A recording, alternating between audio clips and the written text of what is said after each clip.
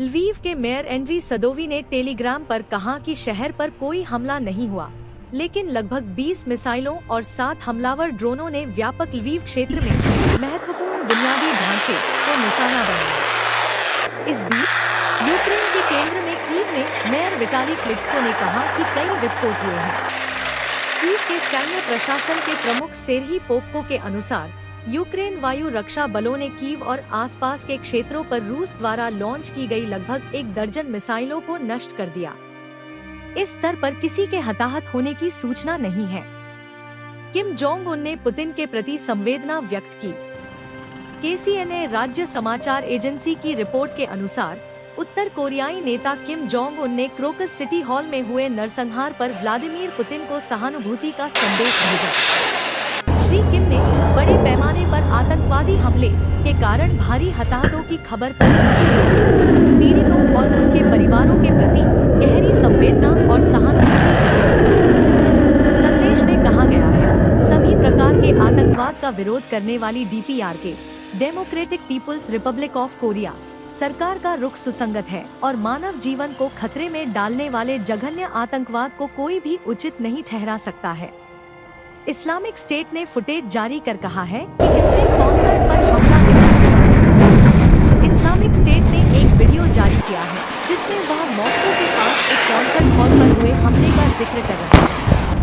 1 minute 31 second के video में एक बंदूकधारी को कार्यक्रम स्थल में प्रवेश करते समय कई लोगों पर गोलियां चलाते हुए दिखाया गया है। इस्लामिक स्टेट ने कल हमले की जिम्मेदारी ली और अमेरिका ने कहा है कि उनके दावों पर संदेह करने का कोई कारण नहीं है। हमले की पूरी जिम्मेदारी IS की है, रूस को चेतावनी दी गई थी, अमेरिका का कहना है। अमेरिकी राष्ट्रीय सुरक्षा परिषद के प्रवक्ता का कहना है कि घातक कॉन्सर्ट हमले की पूरी जिम्मेदारी इस्लामिक स्टेट की है। एड्रियन वॉटसन ने कहा कि भागीदारी व्लादिमीर पुतिन ने पहले दावा किया जा रहे थे जब उन्हें हिरासत में लिया गया और उनके लिए सीमा पार करने के लिए एक खिड़की तैयार की गई थी, बिना सबूत दिए।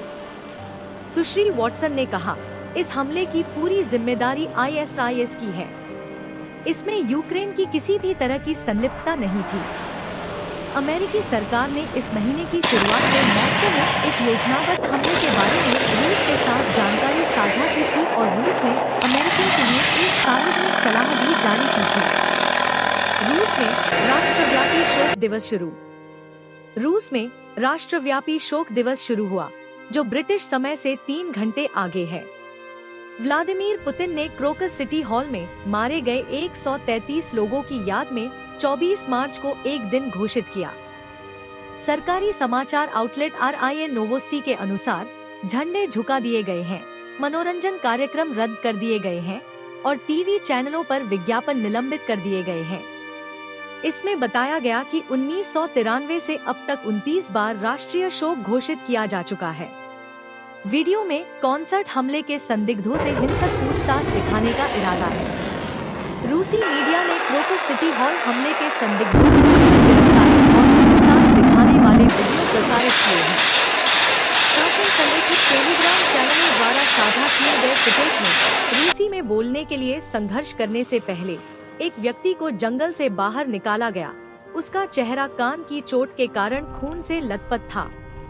एक अन्य वीडियो, जो इस बार रूसी राज्य टीवी संपादक मार्गरीटा सिमोनिया द्वारा प्रकाशित किया गया है, व्यक्ति को अपने घुटनों पर कांपते हुए दिखाया गया है क्योंकि वह भारी उच्चारण वाले रूसी भाषा में कई प्रश्नों का उत्तर दे रहा है।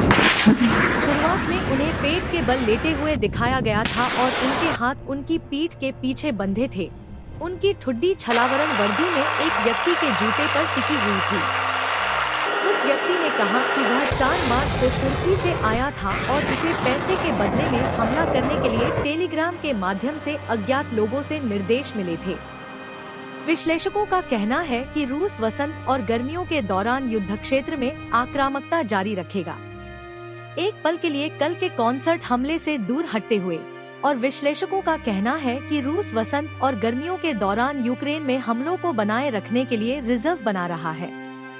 युद्ध अध्ययन संस्थान ने कहा कि भंडार गर्मियों से पहले अग्रिम पंक्ति के कई स्थानों पर एकजुट होकर टूटने में सक्षम होने की संभावना नहीं है। यूक्रेनी जमीनी बलों के कमांडर लेफ्टिनेंट जनरल ओलेक्जेंडर पावलिव ने कहा कि रूस एक आक्रामक संचालन करने के लिए पर्याप्त बड़े समूह ISW ने रूसी बलों को पहले एक ही समय में एक से अधिक परिचालन दिशाओं में बड़े पैमाने पर आक्रामक अभियान चलाने के लिए संघर्ष करना पड़ा है। ऐसा प्रतीत नहीं होता है कि रूसी सेना ने बलों के कई बड़े समूह जमा कर लिए हैं या रणनीतिक भंडार स्थापित नहीं किया है जो 2 या 2 से अधिक बड़े पैमाने पर आक्रामक अभियानों की सुविधा प्रदान करेगा। ISW ने कहा कि इसकी सेनाएं यूक्रेनी रक्षात्मक रेखाओं को अस्थिर करने की उम्मीद करती है ताकि कीव के सैनिकों को युद्ध के मैदान पर पहल वापस जीतने के लिए आवश्यक। ज़ेलेंस्की ने कॉन्सर्ट हमले पर पुतिन को बेकार करार दिया। वोलोडिमिर ज़ेलेंस्की ने क्रोकस सिटी हॉल हमले पर अपनी प्रतिक्रिया के लिए व्लादिमीर पुतिन को बेकार नेता करार दिया है।